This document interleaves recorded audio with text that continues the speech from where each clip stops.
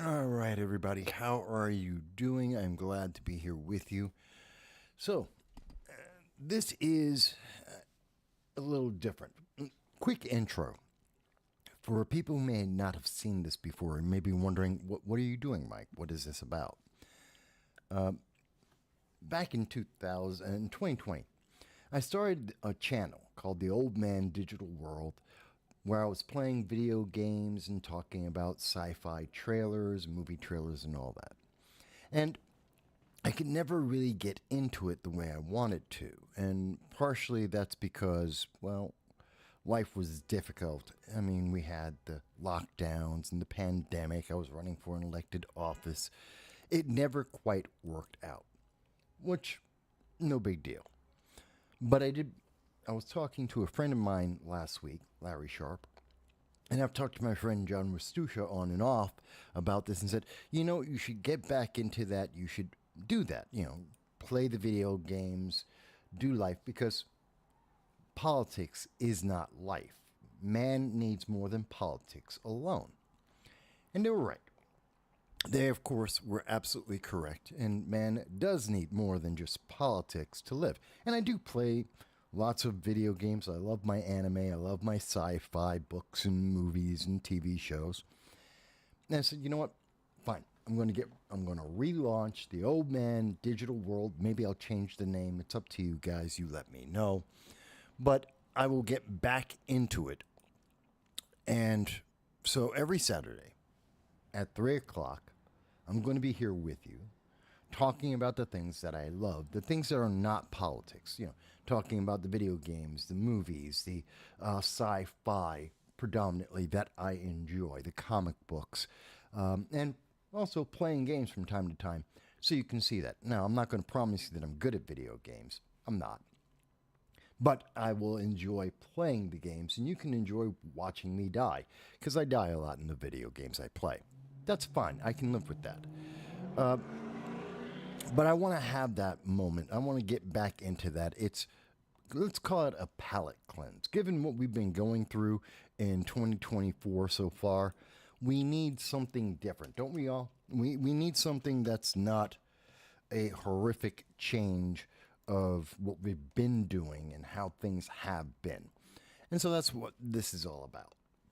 Now, the first thing I did want to mention, though, it's not political, but it is. One of the things I love is Warhammer 40K. I got into Warhammer 40K back in, I think it was 92, 94, somewhere in there, in the mid 90s. I got into Warhammer 40K. And I was a fan. I was going down to their Manhattan. They had their store in Manhattan towards the Lower East Side. Loved it. Used to collect a lot of the characters. And when I lost my house, I lost all my characters. So when I saw this, the first female Custodes, there is only one true answer for a fan of Warhammer 40K. That is heresy.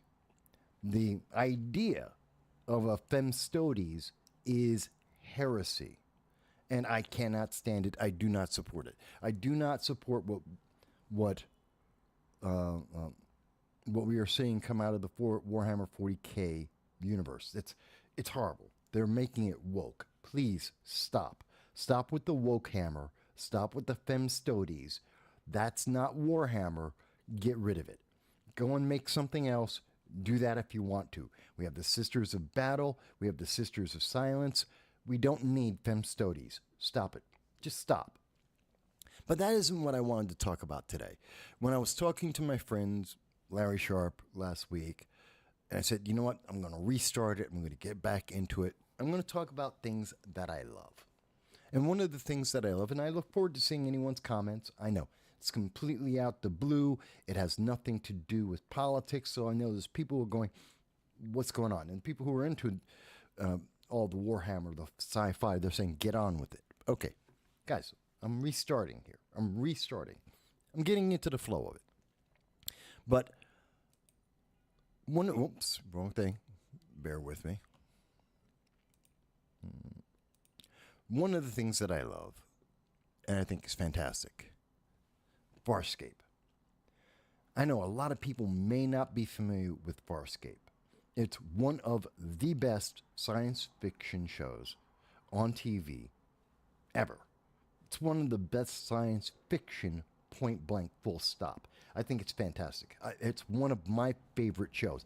And I know nowadays a lot of people are going backwards in time trying to find entertainment that they'll enjoy, characters that they'll enjoy, something that they can get into that lasts a couple of seasons, or maybe that they can, what do you call it, stream, binge watch, that'll be entertaining. And I mean, you have your choices of The Acolyte. You could watch She-Hulk. You could watch the various Disney Marvel TV shows. They suck, like Echo this year.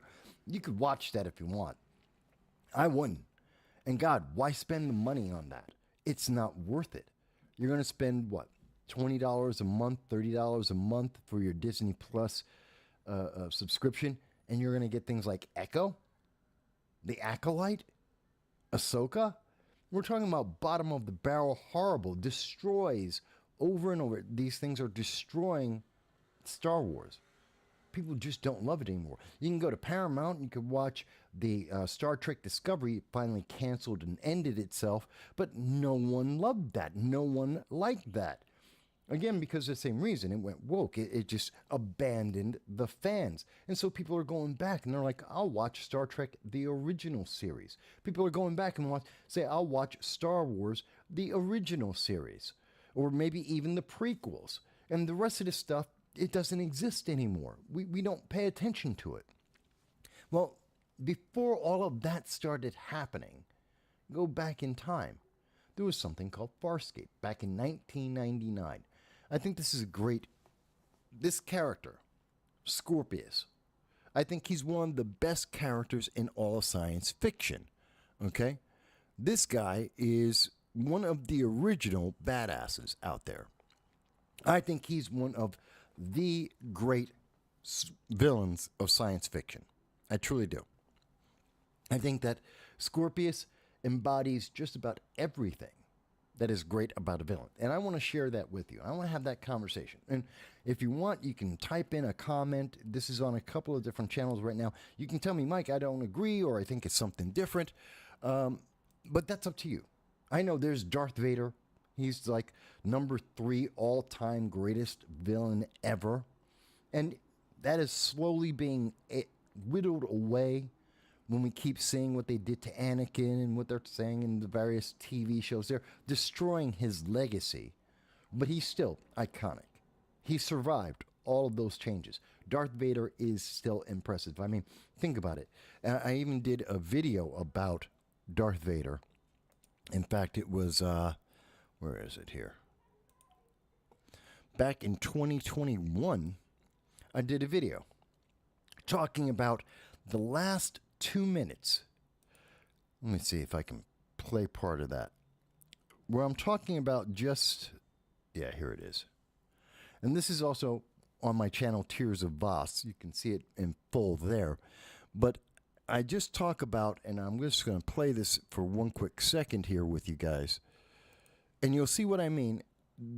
This made nearly $1 billion. This is Rogue One. And the reason why everyone watched Rogue One was this reason. That's right. And look at the fear, the palpable fear, as he just starts walking forward effortlessly. He's cutting through these guys. The terror is right there in their faces. He's walking through them as if they didn't actually exist. He's having no trouble whatsoever. They have nothing that they can do. They can't stop this power. He is immeasurable. He is insurmountable. And he is doom. He is death. And the plans have to get... Okay. So that's like 30 seconds. 30 seconds of video of a scene from a movie out of about the last 2 minutes. It's iconic. It's iconic because it's Darth Vader. He's one of the greatest bad guys ever in history. And yeah, given that, I'm going to say this guy, Scorpius, is right up in the same league with that man. That Scorpius is right there alongside Darth Vader as one of the greatest villains. And if we're going back, and we all are, and we're looking for TV shows that actually are good, that have great characters, that have great storylines that we can get invested in so that we can be distracted from the insanity of what is everyday life, the politics, the job, all the bills and the problems.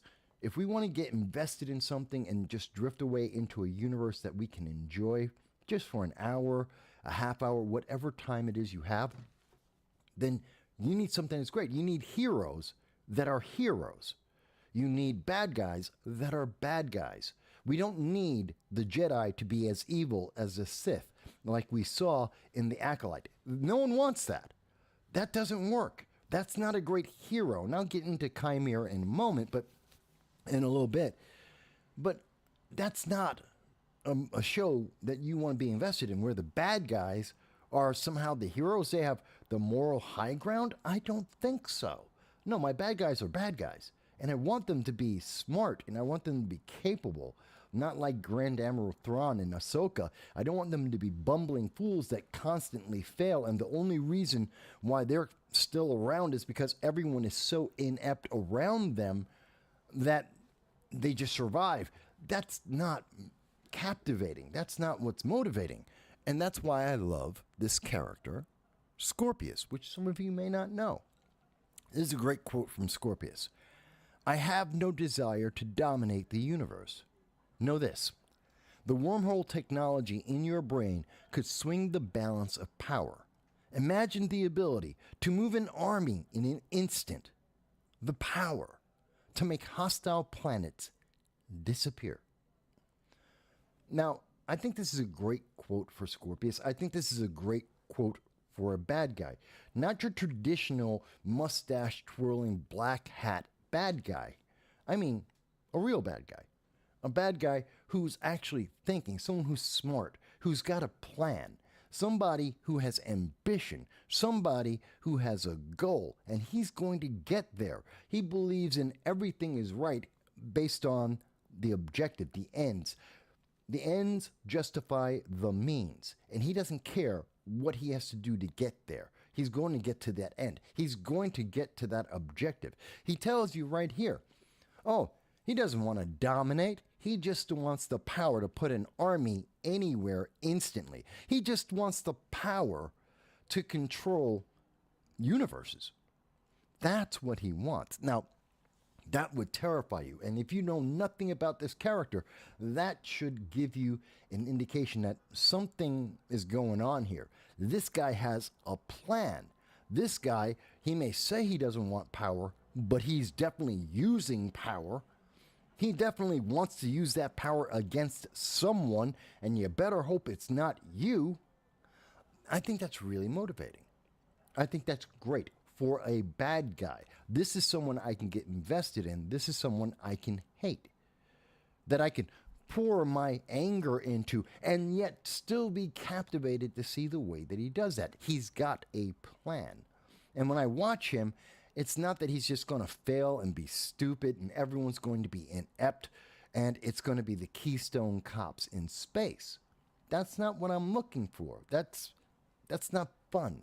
That's not something I want to see week after week.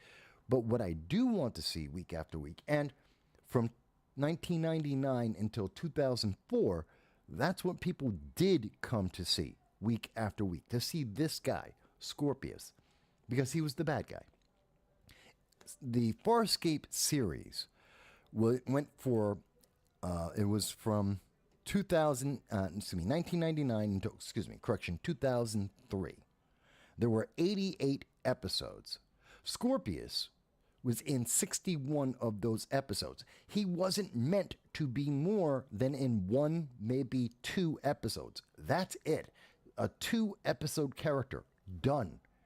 But because of the reaction of the fans, back in the days when all the movie studios, the TV shows, the corporations were paying attention to fans, and when fans told them something, they reacted to it. When the fans said, keep that character, they would.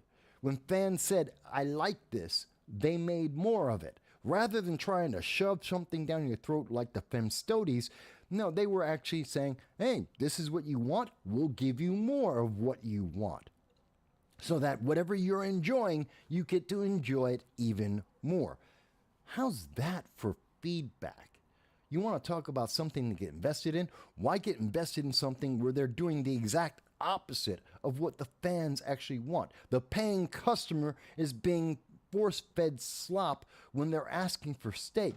You're not going back to that place. But that's not what we had at the beginning of the 2000s, the beginning of the millennium, in watching Farscape.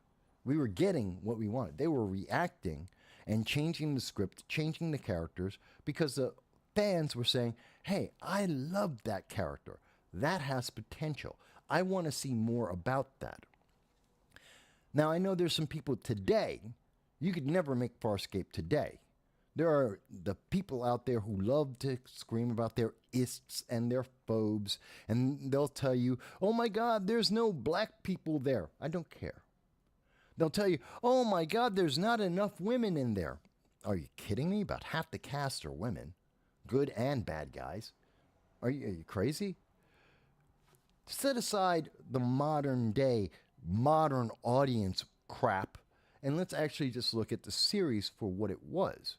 It has an IMDb score of 8.3, Rotten Tomatoes score of 90%. This is back when Rotten Tomatoes had a score based on people actually watching stuff, not the modified scores, not the verified, corporate corrected scores. This is what people said. And this has lasted for over 25 years. People have said, they've come back over and over again to this show. And again, the reason for that is Scorpius is a great villain. And he makes the good guys, the heroes, the protagonists, he makes them better because he's great. Think about it. There is no great show, no great movie, no great book in sci-fi, in fiction overall, that you can name. I can't name one that doesn't have a great villain. Star Wars, well, you had Vader, you had Luke. He raised up Luke, he raised up Han Solo, he raised up Leia. Because Darth Vader was that powerful. Think of anything. You look at,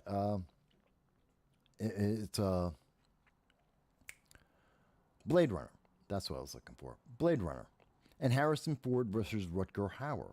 Rutger Hauer was so great.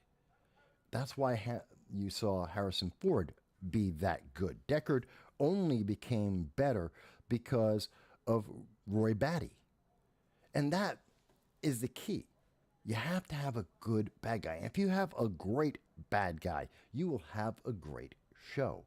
Hell, that's why we have shows like Hannibal, and why Hannibal Lecter is such a standout. Another great villain, making everyone else around him look that much more interesting, keeping us motivated and captivated.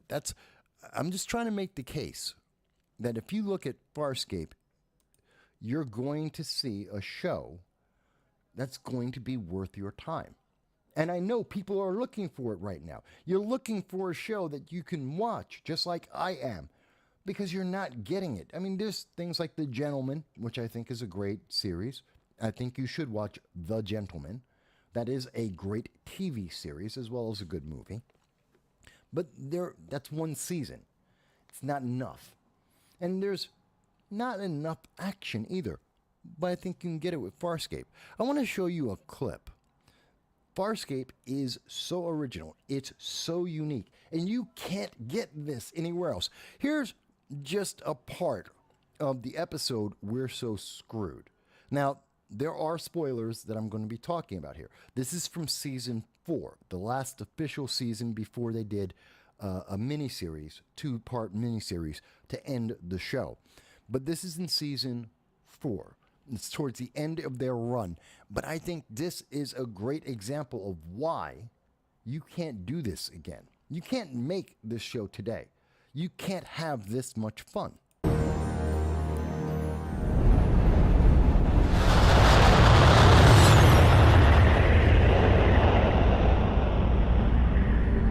Emperor Starleague, despite what your Minister of War might believe, this offer of peace is genuine. Every day you fail to take it seriously, we build more and more. So, to put this in context for people who don't know, you have a bunch of aliens. Again, it's sci-fi. A bunch of aliens are sitting together in a room. They're deciding whether or not they're going to go to war. And they're threatening each other at the same time that they're talking about whether or not they're going to have peace. So, I want to give you context. And all of them want this character, John Crichton, the hero, the protagonist of Farscape, or one of them. He's the only human being, the only earthling. I know some of them look like regular human beings. They're not. Just John Crichton. He's the only human being. And they all want him because they think he knows something that they want. So that's the background of this scene. Let me go on. More wormhole weapons. Soon, the urge to use one will become irresistible. Not to interrupt your bluster, but we have a guest who should make these talks even more amusing. John Crichton. John Crichton is our main good guy. He's the human being. He's the guy and the only human being and some other part of the universe. Just him. He's the only human being around. This is Erin Song. She's one of the co-leads of the entire series. She looks like a woman. She's not. She's not a human being. She's in an alien species that looks like human. They're not. So, and she also happens to be John's girlfriend. So if you're looking at, I need to watch a series where I can ship the characters, here you go. This is the perfect match. These people have so much chemistry. Most people think they were actually married in real life. Most people think that they're husband and wife because you just don't get that kind of chemistry outside of like real life. They're that good. But let's see. This is John Crichton. I love this. This is going to explain to you how good the series is. It really is. Partner, what did we miss? You've taken a great risk coming here. Why shouldn't I just have you seized right now? Well, maybe this. What's that? Plutonium core. Tritium shell. Does that translate? A fishing ball. Put those down! Nice threats. You must be the Emperor. Don't you love how they're not talking down to you? We're being introduced to characters. We're being told about some of the science-y stuff that's going on there. But you're not being talked to like an idiot. It's intrinsic in the world itself. It's not, every little detail isn't quite explained, but you're getting the context and it's explained clearly in the show itself. You don't get that nowadays. They tell you things, they have to spell out everything that is in the scene. Everything that you saw, they have to spell it out word for word nowadays because the powers that be don't think you're smart enough. It's sci-fi. Come on, you're more than smart enough. Now, before anybody decides to get clever, you should know I have multiple dead man sensors from every culture on my ship and a few cultures I haven't heard of. My heart stops. We all go boom. My heart speeds up, it's boom again. Too hot, too cold, too happy, too sad. Thirsty, hungry, bored, it's John Lee Hooker time. Boom, boom, boom. And you try your little psychic trick. Kaboom. And we're all pushing up Dayglow daisies. Why do I doubt that? Because you lack imagination. I love that insult. That's such a great insult. I think that's just funny. Every time I hear it, you lack it. I love that. It's just delivered so well. You can see and feel the contempt that he has for that character. And that's fantastic. It's not because she's a woman. It's because he just doesn't like her. And he has good reason for that. I'm not giving away too much more, but there's a good reason for that. But again, he's now given us the entire scenario. Why aren't the bad guys just grabbing him? Everybody wants him. Why aren't they just capturing him right now? Well, now we know. Very clear, very simple. You don't get that. That's what we don't get today in sci-fi. Let's go on. What do you want? What do I want? What do I want? I have not been chasing my ass all over the galaxy trying to pull out chunks of my brain. I have not been sneaking fembots and screeths into the places where I live. You want something!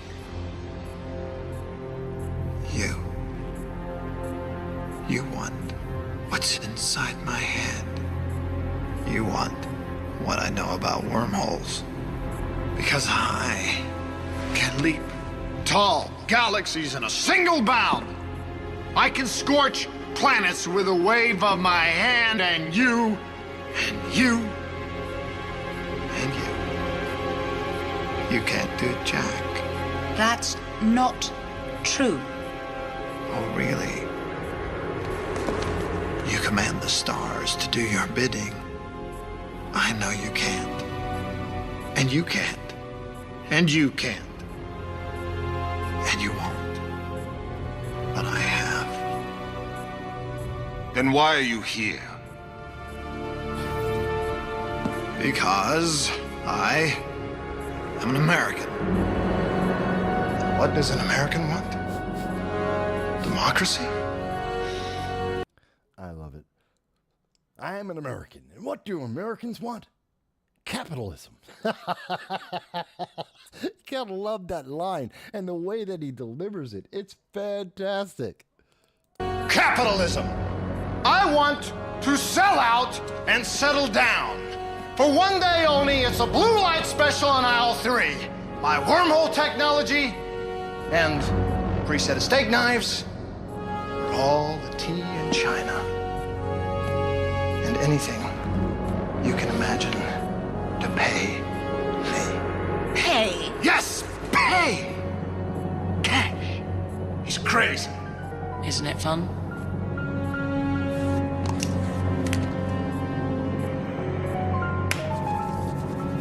Welcome to my Cold War. Okay, so that happens to be Farscape.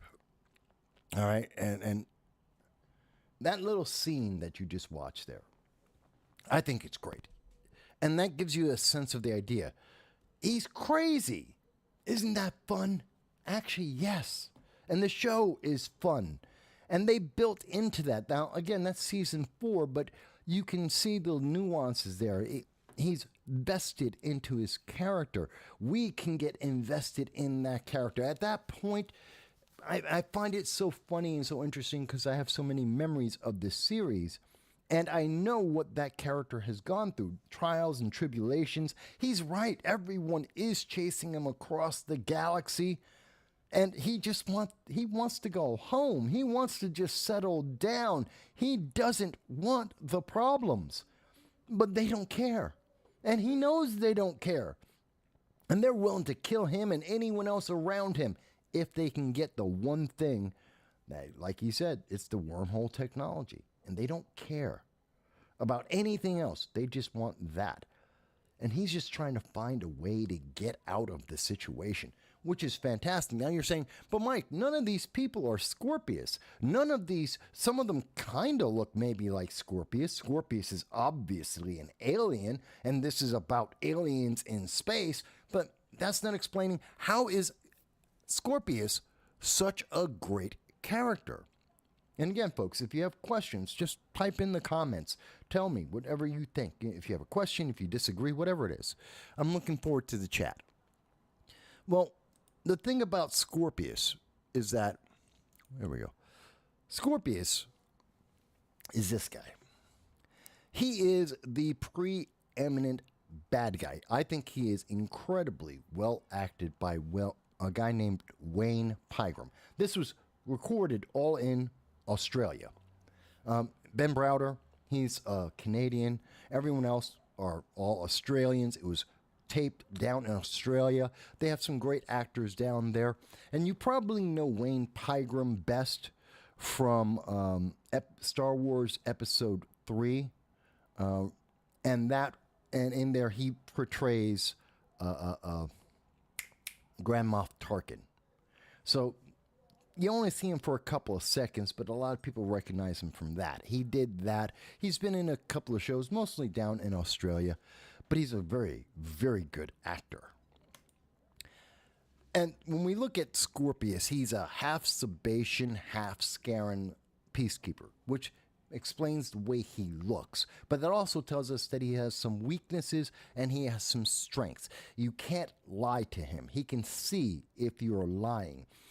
You can't disguise yourself from him. He can see your aura. He sees basically your heat signature. And so he can tell if you're a human or if you're a Sebacean or if you're some other type of alien. And again, that's how he can tell if you're lying to him. He's incredibly strong. Far, far stronger than a regular human. Far stronger than most of the other creatures in the series that we see. He has problems with his heat. He wears armor everywhere. He's a very odd, matter of fact, he's a singular being. Scorpius is not a race or a species. He's a mutant. He's a freak. He is by himself in the universe. He is alone, which is very interesting because John Crichton is basically alone. There are no other human beings.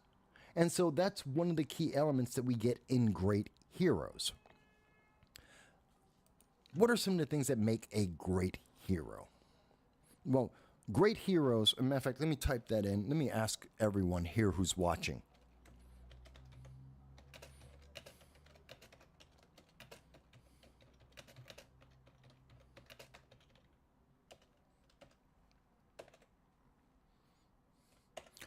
What is it that you think makes a great hero? Let me ask one other thing.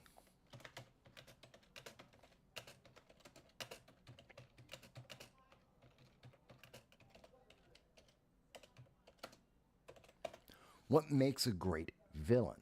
Now, if you're not watching live, and probably most people will see it afterwards, leave it in the comments, but what is it? Well, they're kind of the same things, because very often we'll see that the good guy is a mirror image of the bad guy. That the greater the bad guy is, the greater the good guy is. And they're very often mirror images or even the same thing. We saw that in the movie Unbreakable with Samuel Jackson and Bruce Willis. And they kind of went through that there. You have Mr. Glass, who easily had his bones broken no matter what he would do. And you have Bruce Willis's character, who would be, he's super invulnerable. He's almost impossible to break his skin, break his bones. So they're complementary, they're at opposite ends. But often you see of similarity. And we get that with Darth Vader and Luke Skywalker. Darth Vader is very evil. He's a bad guy. Luke Skywalker is innocent. He is naive. He's a good guy. Vader is smart. He's worldly. And Luke Skywalker isn't. He's very isolated. He's very naive about the world and the universe. They're mirror opposites of each other, at least at the beginning when we first get introduced to them. Lex Luthor and Superman, very similar. Again, Superman from a small town. Lex Luthor from a big, well, he was also in Smallville, but from a bigger city. He's a corporate guy. And Clark Kent is a poor farmer. They live at different ends of the spectrum. We get the same thing here with Scorpius. Scorpius is, they're both scientists. They're both intelligent characters. That's important. They're not dumb. They're not brute forcing their way through every single thing they do. And that's important. Scorpius is one of those intelligent villains. He thinks. He plans.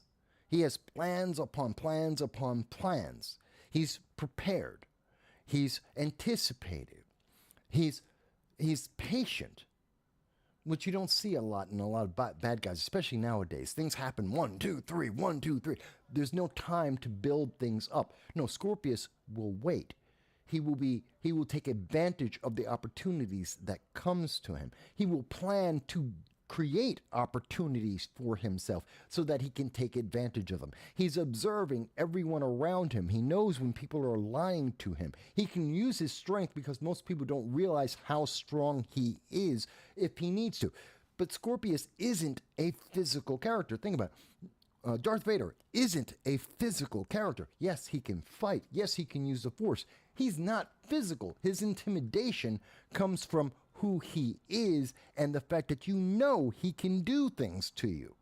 We can see that in many of the bad guys out there. You think about the Joker. The Joker isn't physically intimidating. He's not some super-powered, invincible character. It's that you know he can do things to you, that his insanity allows him to think in ways you just can't, and to do things you would never think of doing, and he would do it in a heartbeat. That's where the danger comes.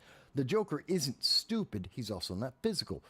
And it's because of that intelligence and that willingness to do things you wouldn't do, that ruthlessness, that creates the air of intimidation. We get that with Scorpius. Scorpius is intelligent. He is ruthless. And if he has to be physical, he can. And he can be compelling in his physicality. He is more than capable of dealing with most threats in that manner, but he doesn't need to resort to that. In fact, he tries to avoid doing that, just like all of the great villains out there. It's not about physicality. No one's afraid of Lex Luthor and his physicality, or Joker. In fact, not even Darth Vader. You're not worried about how they can physically attack you. You're more worried about what they're going to do, not their physicality, but what they have set up, the situation they're going to put you in. Think about part of the reason when I point to Darth Vader and people go, well, you know, he's very physical because he fights. Well, no. Think about in The Empire Strikes Back, when he's in Bespin dealing with Lando Calrissian. Darth Vader, his threat is that he kept changing the deal on Cloud City. It always went worse. No matter what happened, he found a reason, an excuse, to make it that much worse for Lando, that much better for the Empire. He took more and more power. Didn't matter what the deal was before, and Lando could never fight back. No matter what was being said, the Empire was coming. The Empire was going to take it all. And Lando was desperate because he was afraid, because if the Empire couldn't take it all, he'd just kill everyone. Vader even makes that threat in the movie. They have no options. He's removed their options. And we see that very much with what we see with Scorpius. He thinks. He plans. From the first time that we see him in the series, in the first season, going all the way forward, he's always thinking, he's always planning. It's not about him as a brute force that we do know, and we have seen in the series. He can be physical, but it's about him thinking, about him making plans, having backup plans to his backup plan, that he's always trying to achieve his goal, and it doesn't matter what it takes to achieve that goal, he will get there. That, I think, is incredible. I think that's very, very powerful about him, especially when we know he's alone. He has nothing else to go to. He has no friends because he's hated. The aliens that make up who Scorpius is, the mutant that Scorpius is, he's half Sebastian, which looks like a human being, and he's half Scarran, which is a big, huge lizard creature. Okay. Which is why he looks so scarred, so disfigured, so disformed. And again, this is something we see with most of the great bad guys. Darth Vader is disfigured. He's disformed. Joker is disfigured. He's disformed. Two-Face is disfigured. He's disformed. There are many, many of the great villains in history. They all have that same separation. They're never going to be seen as beautiful, both internally as well as externally. They're not people that you look upon with love and joy and connection. You're separate from them. And they are isolated in the world. They're isolated in the universe, which leaves them to just, there's no one else they can rely on. There's no one they call their friend or that they truly trust. No, it's just them. And so they have to be the best. They have to be the one in charge, the one with the power. They have to because they're the only one. And they don't have enough trust in their fellow human being, their fellow creature next to them. They don't trust anyone to help them lift them up. So rather than lift others with them, they claw on top of everyone. They drag anyone else down to raise themselves up. These are some of the tenets we see in all of the great villains. And again, Scorpius is that great character. And they dominate with their mind.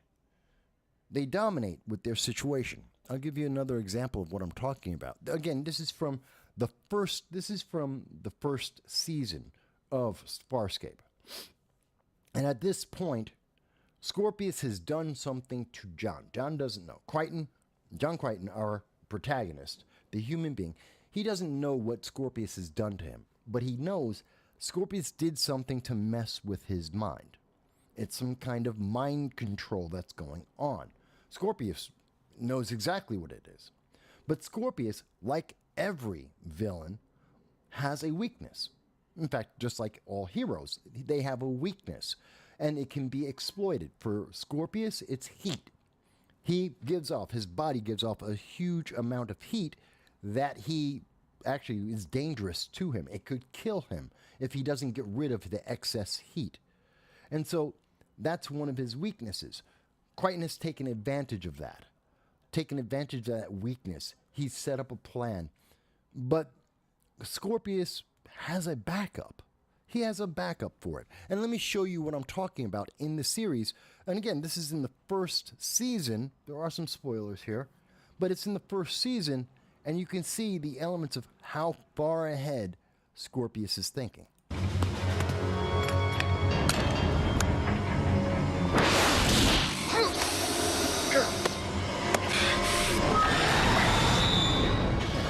You have no idea. Where is it? Look at that face. Who loves that face? That is a face only a mother can love. And in fact, the only being that truly has ever loved Scorpius, one of his other fatal flaws is he loves his mother. Scorpius, without a doubt, absolutely, above anything and everything else in the universe, he loves his mother. She's dead. He loves her memory. He loves everything about her, which is one of the motivating factors in his life. He's not a nice man. He's a bad guy through and through, but he loves his mom. And she loved him, even though he looked like that, which is kind of funny. But go on. You have no idea how patient I have been for this moment. Since I got you here, tell me, what the hell did you put in my head? Some awareness. A neurobiotracer. Call it what you like. So he's giving you some of the technical knowledge that he has, what he's done to John. He planned ahead. He did something to him throughout the series. In this first season, he did something knowing and planning for the future. But not only is he smart, and not only does he have a plan, and we can see his plans are things that he has patience for. He will wait to get the answer. He will wait until he can get the result that he wants. But we're also seeing the physical strength. You saw how, John Crichton, he's a regular size, he's about like a 6 foot tall man, regular height and weight of most people on Earth. And Scorpius is lifting him with one hand. He's incredibly strong. But he's not trying to be overly violent. He's making his point. We've seen him. He opened the door, something Crichton could not do. He has incredible strength. He's lifting Crichton with one hand. He has incredible strength. If he wanted to kill Crichton right now, he could do so. But he has a plan. And he has patience. He doesn't want to kill Crichton. He wants his plan. He has a goal. He wants his objective. And that's more important than anything else. And he's showing us this. In just a few seconds, we're getting this information very clearly that there's more going on here than we think. Do you see scenes like this in Ahsoka Do you see scenes like this in The Mandalorian? Do you see that in most anything in TV or in movies today? No. They're too busy trying to get to the next scene. They're too busy trying to get to the next action scene rather than letting you get to understand why is the bad guy a bad guy and what kind of a bad guy is he. So let's go on with the scene. A tiny chip. A tiny seed that's been growing in your brain. Touching every aspect of your personality. Your memory. Didn't happen to see Louis Johnson, did ya? And whispering advice. I trust. It's helped save you once or twice since escaping my gamut base.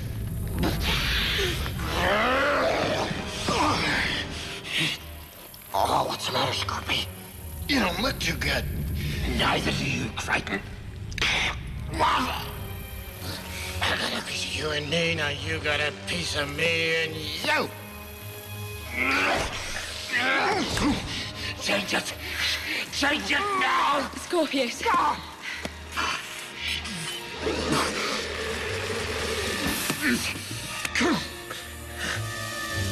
I did tell you, Scorpius has a weakness. He does have a weakness, and he is an alien.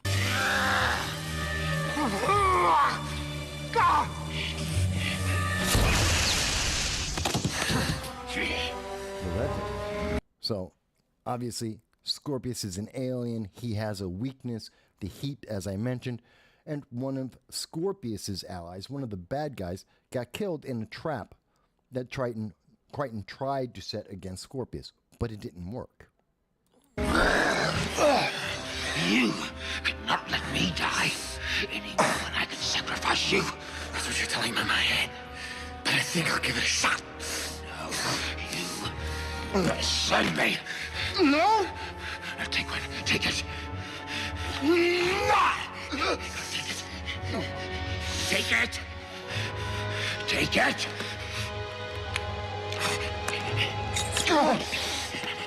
Now it's at The mind control. This is the long-term planning with Scorpius. He's using his mind control, his ability to manipulate, his plans coming together, giving him control of John Crichton like he wanted. And it's also going to save his life. It's his backup plan.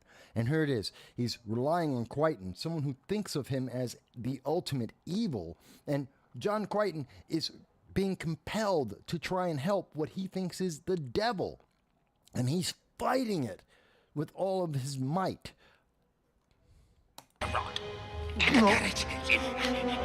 inside the rod.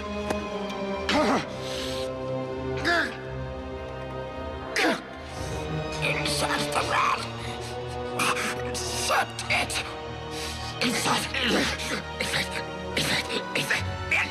the rod. You're really not my dice. Die! You grotesque bastard! Even it means I die too. Neither one of us can die. Oh, say, can you see? I command you. By the gods early. John Crichton is ever the American, and it's being an American that gives him the capability, the strength to resist the mind control of what he considers to be Satan. And Satan is weak and defeated and dying before him. That's impressive. He's just a man, John Crichton. But we can see the power dynamic. And our bad guy isn't invincible. He's not inevitable. He's not like in the Matrix where he's the program.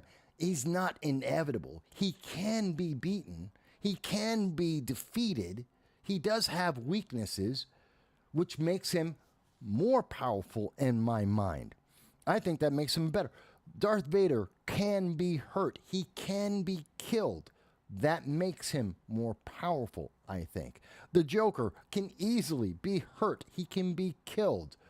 It makes them more powerful because they don't have the fears we have. That's intimidating.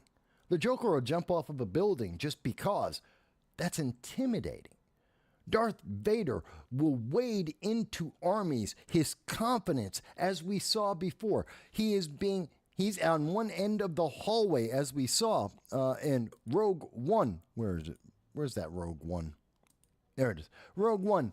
It's Darth Vader, one man, facing off against a small squad of these rebel soldiers. They're all firing. They have laser pistols. There's 10 of them, and he's wiping them out. They are terrified by them. The moment he turns on that red lightsaber, they are terrified. Look at that fear that they have, ultimate abject fear. And all Vader did, we know what it is. It's Vader. That's right. It's turn on the lightsaber. He was just breathing and turned on his lightsaber, and they were terrified. They knew they were done. But one good blaster bolt, and Darth Vader is done. He's easy to kill. You just gotta shoot him once or twice. Get through the armor, and he's as dead as any other human being. They have more than enough laser pistols to be able to shoot him, to kill him, technically. But he has too much confidence. He knows how powerful he is, and he wins. So we're kind of seeing that same thing with Scorpius, the same kind of thing that we're seeing in this scene. Scorpius has plans, but he can be defeated, and I think that's really great. I think if you were to watch the series, the actor, his name is Wayne Pygram, okay? And I think he does a phenomenal job with this character. If you've listened to, and I have listened to any of the interviews he's done about this character, about Scorpius, about the background of the character, what he put into him, the mannerisms, the reason why he speaks the way he does, the way he holds himself, the costume, the uniform that he had. There's a lot of thought put into this. This is a very deep character. He's like an onion, and he has more and more layers, kind of like Dr. Doom. Yet another one, Dr. Doom is another one of these great villains where we see someone who is disfigured, who is covered in armor, someone who is detached from the rest of the world, who is alone, the only one of his kind, and yet immensely powerful. He has weaknesses. He is just another man. They can die. But yet his mind, his plans, his capability put him above everyone else. And he has a plan that must come true. That Dr. Doom is driven by his goals, and he will get there through hook or crook. It doesn't matter. We see that again in Scorpius. These are the elements of greatness. And I say again, and I've been saying, what modern TV show in sci-fi do you see this same kind of character? You don't. Whether it's in a movie or TV show, you're not getting these kind of characters. So as we are going back further and further, the more that we are seeing our television shows become more woke, they're being made for modern audiences that don't exist. People are retreating back into the classics, the things that we know. We're going back to the original Star Trek, the original Star Wars. We're going to Space 1999. Yes, I remember that show. Or the old UFO. That was actually a great series back in the 60s. I'm not that old, but I remember that series. These are where our classic heroes are, and I think it's really fantastic. Here's something, when I was thinking about how I would present this, and I know it's live and it may not be in order, this is just me speaking with you, but when I was doing some research and I wanted to see, and I wanted to share with you something that I saw, this is off of Reddit, talking about, because they agree that, well, they look at Scorpius and they're saying, well, he's the best anti-hero. He's not per se a villain. Now, that goes into, you have to know the entire series of Farscape. Is he a hero or anti-hero? There's some discussion about that. I tell you right up front, he's a villain. He's not an anti-hero. He's not just someone who does bad things for a good reason. Scorpius is a bad guy. regardless of the outcome. Yes, for Scorpius, the ends justify the means, but he's a bad guy, not an anti-hero. But, and some would even say that Scorpius, as this one individual says, is a better character than Darth Vader. Now, I think that's a little difficult, and it depends on how much material, how much of the movies and the other. Are you looking at the video games, the book series? Are you looking at everything about Vader, or are you just looking at the mainstream movies that we've seen? That gives you different context. There's more in the television series of Farscape, giving us more insight and more opportunities to see Scorpius. Again, he's in 61 out of 88 episodes of a series that lasted for 4 years. Initially, we only had 3 movies with Darth Vader. Then it became 6. That's it. We didn't have, and he wasn't the only thing on the screen. He wasn't the only force moving things forward. I mean, the first 3 movies in the prequel series, that's him becoming Darth Vader, not him as Darth Vader.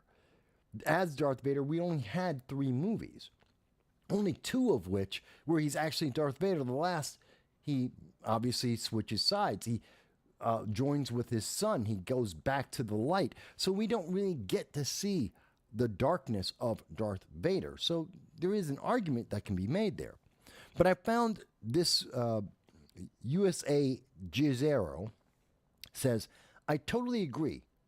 One thing I noticed, the more we learn about Vader Anakin, the less impressive he became. But the opposite is true about Scorpius.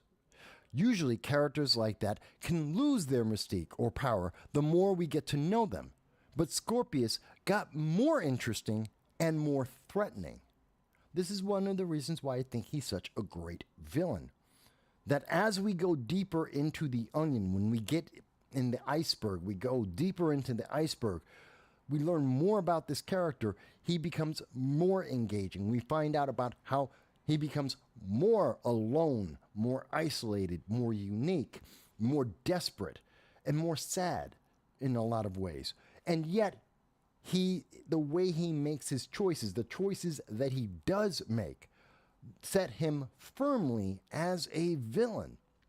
He chooses to be the villain. He chooses to seek out power. He has a goal, and it doesn't matter what gets in his way, he will achieve that. He has no friendships. He has no love other than for his mother, who is dead. No other love. He only has his goal, his mission, his desire, and that's it. I think that's very interesting as we learn more and more about why he has these things. Again, what makes a villain great? That they're alone? That they are singular in their purpose? When they are unique in their universe? Or very few of them exist, such as with the Sith? There's very few. They're unique in their essence, in their existence. They're not duplicated or copied with ease. They have a special place where they stand, whether it's because of their criminality or their violence or their plans, their intelligence, the way that they manipulate and use others. They set themselves apart. They have a weakness. They can be beaten. They're not invulnerable. And their weaknesses are known to people. You know you can take out the Joker. You know you can take out Vader. You know you can take out Lex Luthor. These aren't people that are impossible. And yet you dread them. They have an element of fear, of intensity, of purpose, of intimidation about them because of how they exist. And this is because they are written well. They are written with depth. They're not dumbed down. Other people in the universe aren't idiots and allow them to get away with things just because they're that stupid. That's not the case, you know? And I think that's an important difference. Scorpius and many of the great bad guys are good because they are capable, because they are efficient and they are effective. And that's part of what makes them intimidating, because in our real lives, we're not always effective or efficient. Life isn't effective or efficient. Very often it's chaotic and it's miserable, it's ineffective or inefficient. We make the wrong choice and we waste our resources, we waste our time. It happens. But when we're talking about the bad guys, the ones that really capture our attention, the ones that we love to hate, they make most of the right decisions. They are effective, better than we could be with the same resources, with the same skills. They're making better decisions. They're making better plans. They're thinking better, and they're more efficient and effective at what they get done. They intimidate us because they are better at being us. They're better than we are. They're better than we can. I may be smart, they're smarter. I may be effective at this, they are better. I may have plans, they have more plans and better plans and plans that work. That's the difference between a good, effective bad guy versus a good guy. And I know, by the way, I keep saying bad guy. It could be a bad woman. I don't care. Male, female, it doesn't matter. We're talking about villains. If the word guy, bad guy, gets you hung up, that's your problem, not mine. But anyway, I think that's important to understand why. And again, I keep referring to Darth Vader. It's because he was at least number 3 greatest villain of all time, according to AFI's 100-year ranking of heroes and villains in movies. Number 3 in the history. And he still remains a massive, even though I think we have seen the Disney Star Wars has detracted from him. They've taken him down a peg or two because people don't love Star Wars as much as they used to. But I think Vader is still iconic. Again, when he showed up, Rogue One made nearly $1 billion because Darth Vader was in the show for what, 2 minutes? Because at the very end, Darth Vader shows up, and the last couple of minutes are of Darth Vader. And everyone wanted to see Darth Vader dominating, destroying, just ultimately decimating a bunch of rebels.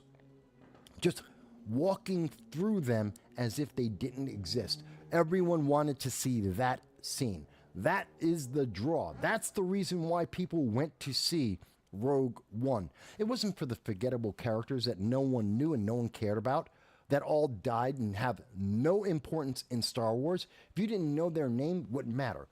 In fact, the entire story of Rogue One is useless.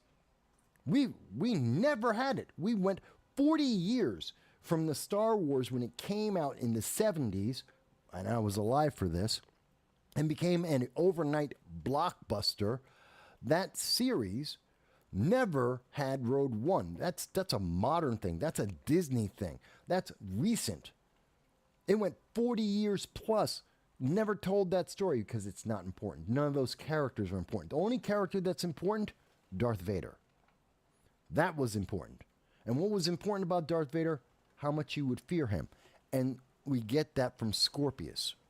We get that same exact thing from Scorpius. Again, you can always go and look at my coverage about the one villainous scene, Rogue One, talking about Darth Vader. And if you understand how much I love Darth Vader and why he's so iconic, not just because of the 2003 American Film Institute 100 Years ranking, not just because they actually put him on churches. He's up there with the gargoyles in churches. He's been a character that has been quoted and duplicated and referred to in real life over and over again. I hold Darth Vader up there. He is, I definitely think, in the top 2 villains of all time for me.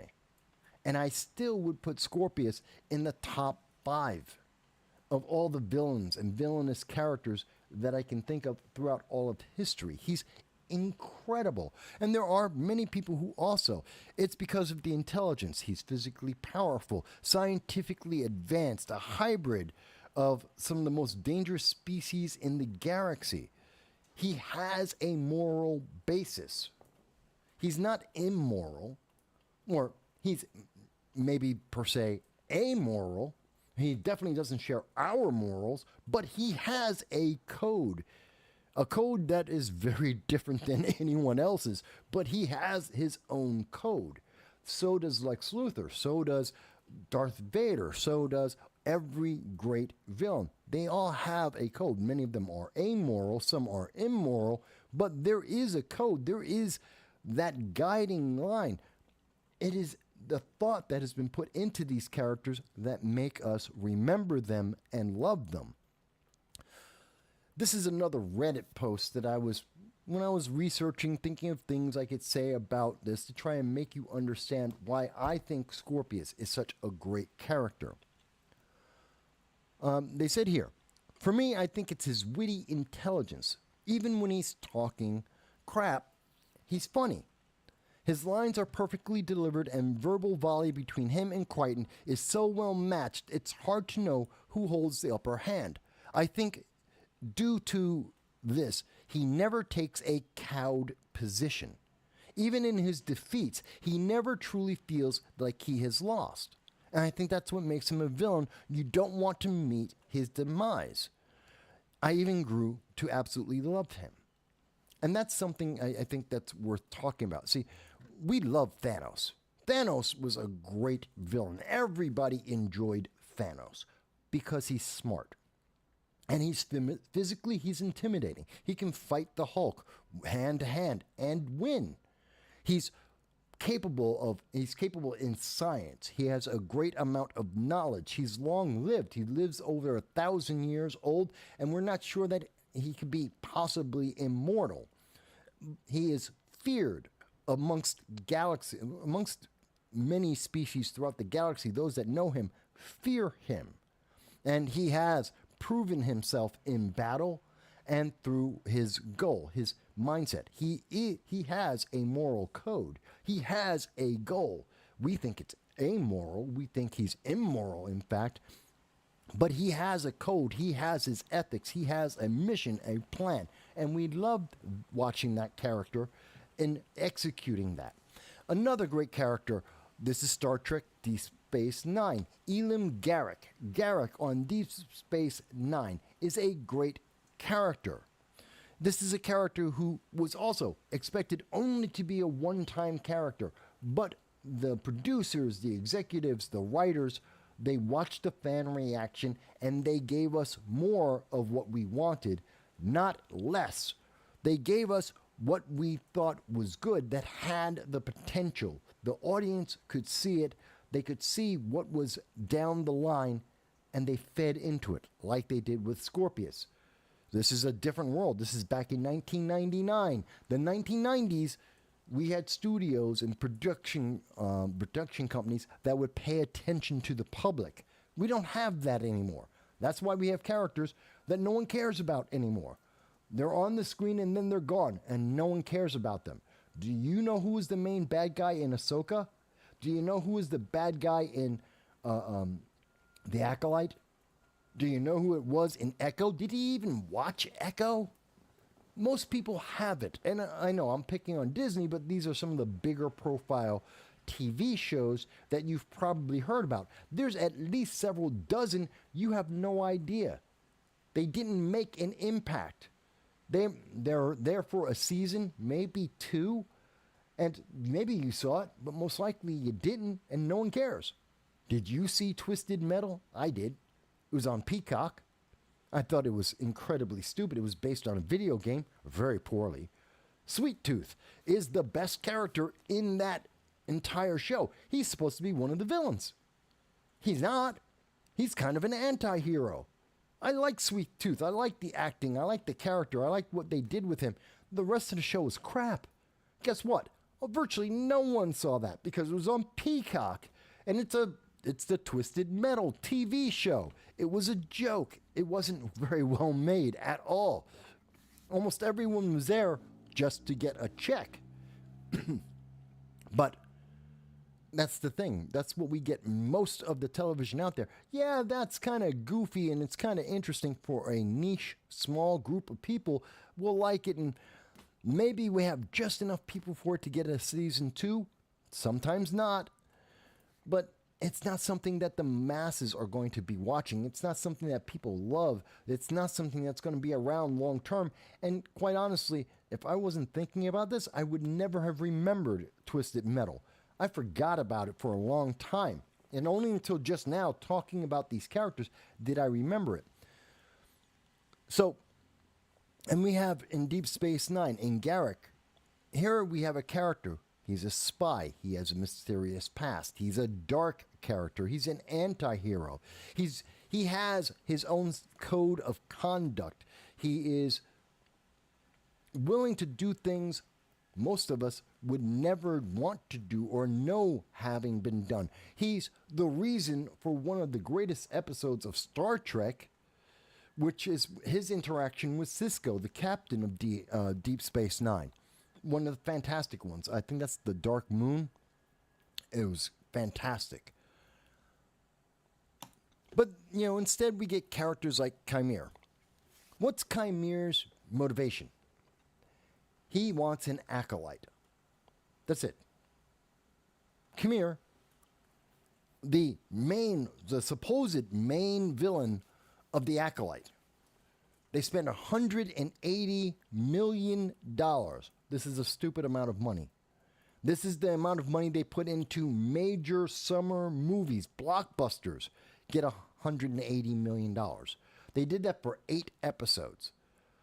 Was anything outstanding about that? No. Now, I know there's a lot of backlash right now. Oh my God, they canceled it because there are a bunch of, racists and ists and phobes. It was a bad show. Why? Because look at what we've been saying about all the bad guys. What is Chimere? Does he have a code? We have no idea. Does he have a goal? We have no idea. We know he wants an acolyte. Okay, so what? But what's he going to do with that acolyte? What's his goal in life? Is he effective at anything he's trying to do? Is he efficient at anything he's trying to do? The answer to these things are no. He's very poorly written, and he has nothing of interest about him. Yes, he uses the Force. Okay, and a lot of people use the Force. It's not the first person we've ever seen using the Force. He doesn't do anything that we've never seen before in the Force. He's not special in that way. He's not unique in the universe or in the history of Star Wars. He's not unique. He's not special. So there's nothing there. He doesn't have a plan. He doesn't have a goal that he has in mind. He's just trying to make it through the next day. He's just another person in a universe. Nothing special about him whatsoever. So why do we care? That's part of the reason why the series failed. Because we don't care. There's nothing to look forward to. Because there's no plan. There's no end point. There's no goal. He wouldn't do anything different than anyone else. I could be Chimere and I'd do the same things, if not better than him. Because he's not special. He's not unique. He offers nothing. These are the bad guys. These are the heroes. You can go and watch The Acolyte if you want to. You and 50,000 other people may want to watch that, and you'll be dissatisfied. You'll have wasted $20 and 8 hours of your life. You could watch the first season of Farscape, and you would be far more satisfied.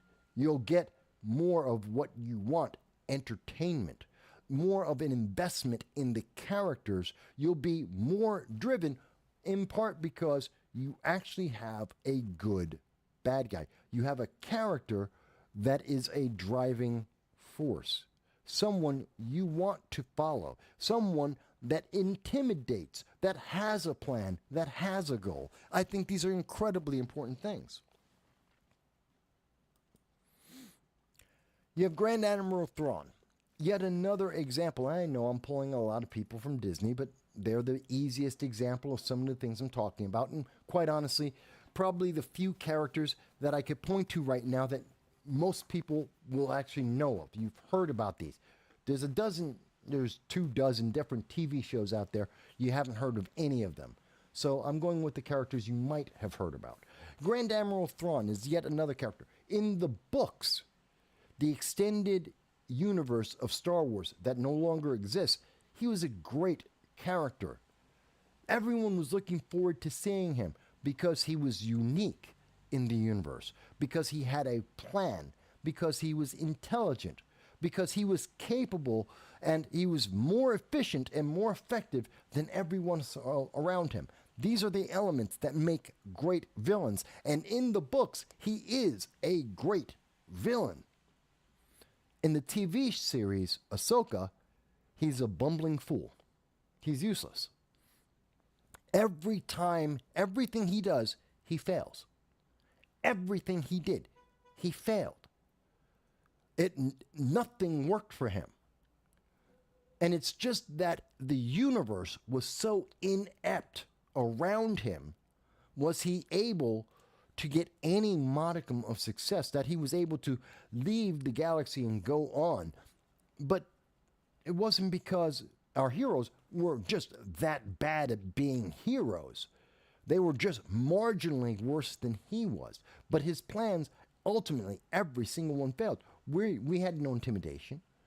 We didn't respect him. We didn't fear him. He's unique in his failure. Actually, he's not unique in his failure. Everyone failed in that series. So he's not unique in that sense. He was unique that he's blue, okay, but that's not enough. Not to say that every bad guy has to be disfigured. Not to say that every bad guy has to be ugly, or both externally as well as internally. A lot of these, our greatest bad guys are internally. They're ugly people. Internally. They're twisted and damaged and disfigured internally as well as externally. Just like with Dr. Doom, many people will say. His face is perfectly. He has a slight scratch. But for Dr. Doom, his internal image of himself is so disfigured because of that scratch that he hides his entire face behind a mask because he thinks he is disfigured, that he is marked and hideous because he is hideous internally. That's the thing about Dr. Doom. Not everybody who watches these current incarnations, and probably what we're going to see with Robert Downey Jr. playing Dr. Doom, I hope they portray the fact that he has a slight imperfection to his face, and because of his own internal damage, Doom thinks that makes him look hideous. And it's just, that's his expression of his internal feelings to the rest of the world. And I think that's important. But we get none of that. None of the depth, none of the things that I've been talking about. We get none of that in talking about Grand Admiral Thrawn. He has no success. It's not that Scorpius does fail. We have seen people defeat Scorpius time after time. He does have plans, and those plans don't work out for him. It's not like he's always successful. It's not like everything he plans works perfectly. It doesn't. The good guys do beat him. And then he has a backup plan. And then he comes back. And then he resurges, he regroups, he plans, and he moves forward. That's the difference between him and, say, a Grand Admiral Thrawn. Scorpius will regroup. He lost a battle, not the war. And Scorpius knows that. And everyone surrounding Scorpius quickly understand, you may win a battle. That doesn't mean you've won the war. Scorpius has one goal, and he will attain that no matter what. Setbacks aren't a problem. Grand Admiral Thrawn, he is the setback. There is no success. There is nothing to cheer or look forward to. There's no great plan. You just have to be lucky. If you're luckier than him on any given day, he loses because he has no plan. He has no backup. He's just a failure. And I mean, we can go through this with many of, and again, looking at Marvel and a lot of their characters, they're forgettable. I mean, this is from Men's Health magazine, one of the most recent. The Marvels came out this year, 2024. Dar-Ben. Most people don't even know she exists. But she's a woman. Yay, diversity. Who cares? No one cares.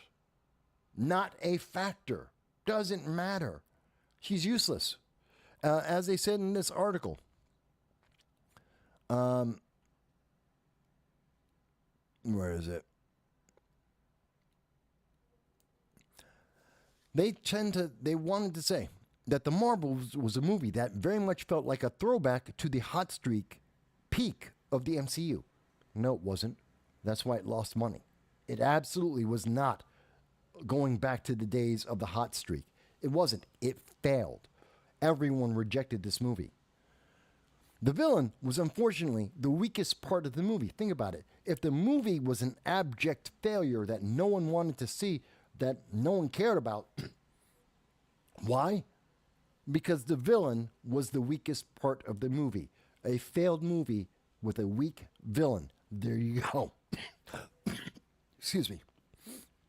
Dar-Ben, who's just another Kree villain. Yet another. Again, not unique, not special, not someone of interest. She's a generic evil. No character is wrapped around her whatsoever. That just tells you, you don't care about her. You don't care about her plans. She's not important. She's not unique. She's not special. Now, this isn't something, and I'm not picking on Dar-Ben because she's a woman. She's just part of a list of men and women that no one cares about. They're useless. They're horrible characters. Horrible. But I did want to address another thing, because modern days, you have to have shipping. You have to be able to ship the bad guy. And for those who don't know what shipping is, it's been around for a while. It's fan fiction. It's fan fiction where a group of people will fantasize about various characters in a series, a movie, a book, whatever it may be. It could be a comic book, it could be a video game, whatever the entertainment may be. And these fan fictions, these fanfics, are filled with, whether it be artwork or stories, trying to put together characters that these particular fans like. And very often they'll try and combine the good guy and the bad guy and put them in a relationship. Whether it's gay or straight, it doesn't matter. Or they'll try and get this one side character and they'll say, oh, what if they were all together with this other character?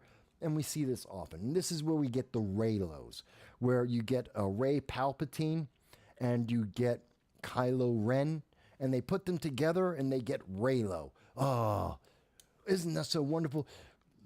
Rey Palpatine should have been with Ben Skywalker. They should have been a couple together. Why? He killed his own dad in front of her eyes. Someone that she was taking as a father figure. Why would she ever want to be together with him? They had no interactions of any real worth. They don't know each other. For 2/3 of the time that they've known each other, which is only, what, a week or two? Maybe a year? Ben Solo, Kylo Ren's been trying to kill her. Why would they want to get together? How did he redeem himself? What did he do that was so redemptive? There's just nothing there.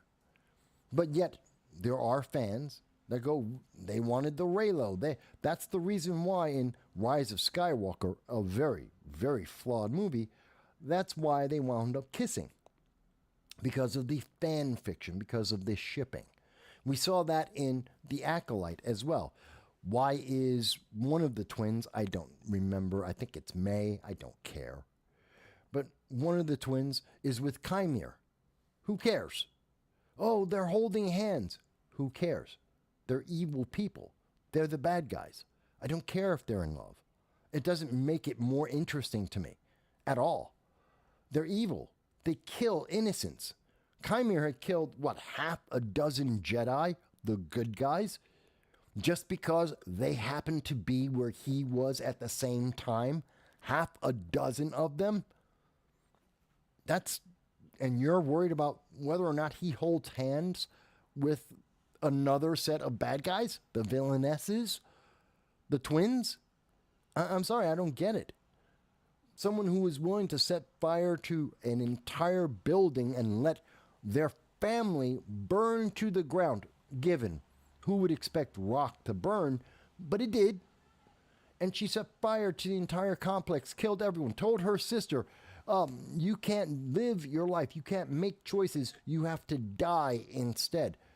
That's incredibly selfish. That's incredibly evil. And they're jumping up and down for joy and they're screaming because they won't be able to see these two evil characters get together and kiss.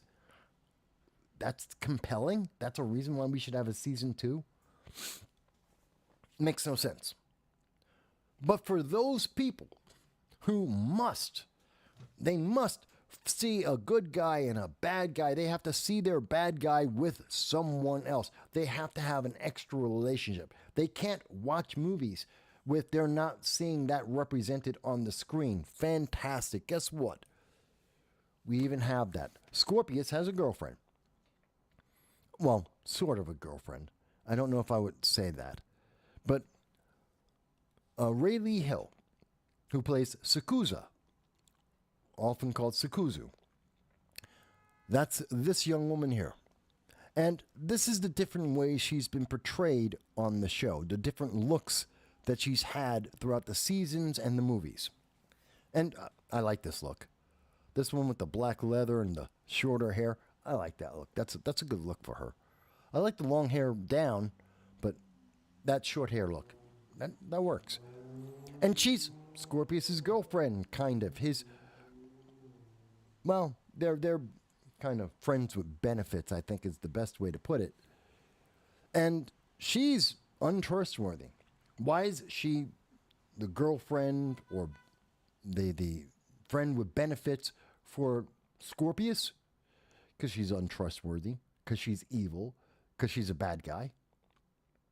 That's why. And there's your ship. You want to ship the bad guys? Here you go. Again, Scorpius qualifies, and he has something unique. It's a special relationship.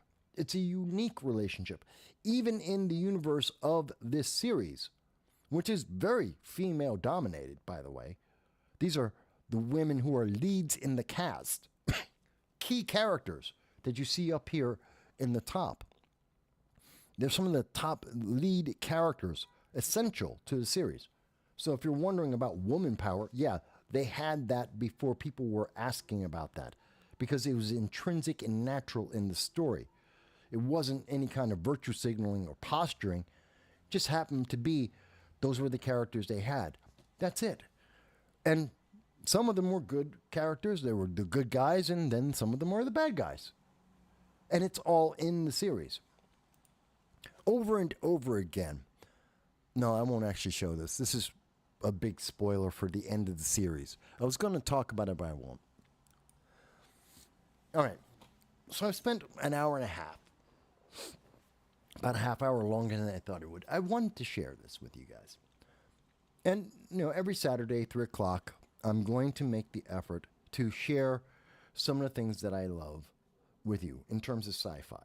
Because man cannot live with politics alone. We need more.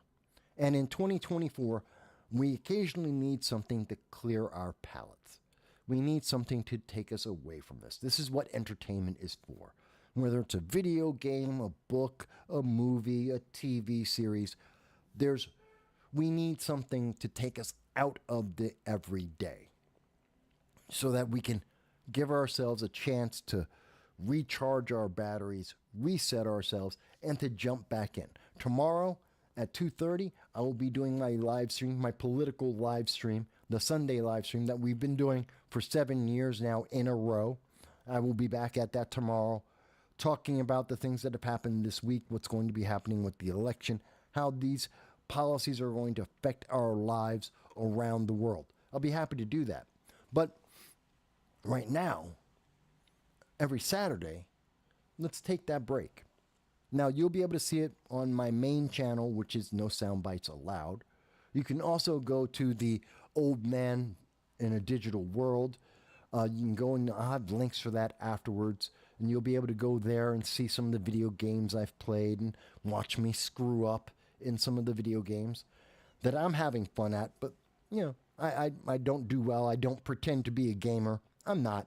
I'm not a pro gamer. Never will be. Don't care. Don't care. So you can watch me play and say, Mike, you could have done so much better here or there.